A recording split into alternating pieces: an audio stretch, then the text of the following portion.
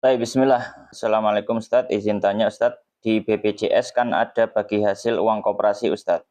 Karena memang kewajiban ikut koperasi itu di kantor pusat, walaupun sebenarnya saya nggak ada cicilan atau kredit di sana juga Ustadz. Nah, baru kemarin ini ada bagi hasil ke seluruh anggota koperasi Ustadz. Jadi memang dari koperasinya bukan dari kantornya. Izin tanya Ustadz, yang pertama hukum jadi keanggotaan koperasi di perusahaan yang diwajibkan oleh perusahaan. Yang kedua, hukum penggunaan uang hasil koperasi walaupun kita tidak ada kredit di sana. Yang ketiga, semisal uang itu di poin 2 dihukumi uang bagi hasil riba.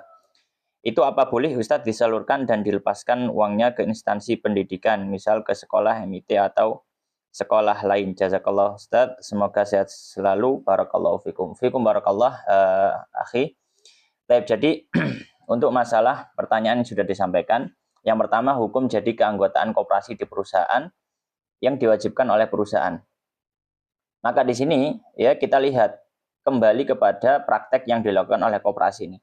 Kalau misalkan koperasinya koperasi syariah dalam artian tidak ada unsur riba dan yang semisalnya, maka diperbolehkan kita, tidak ada masalah hukum asalnya untuk bergabung dengan koperasi semacam itu.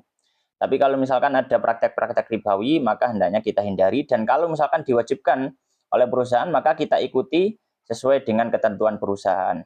Yang kedua, hukum penggunaan hukum uang hasil bagi hasil koperasi. Ya, maka ini ada hubungannya dengan pertama. Kalau misalkan koperasi itu koperasi yang berhubungan dengan ribawi, kemudian kita diharuskan oleh perusahaan untuk ikut di koperasi tersebut.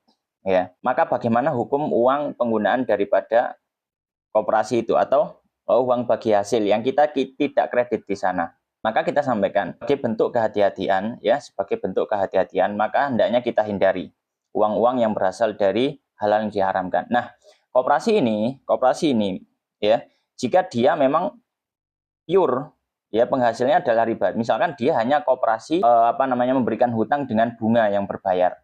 Maka di sini murni hanya itu saja bidang jasanya, maka ini jelas-jelas sumbernya adalah haram, maka kita diharamkan untuk menerimanya.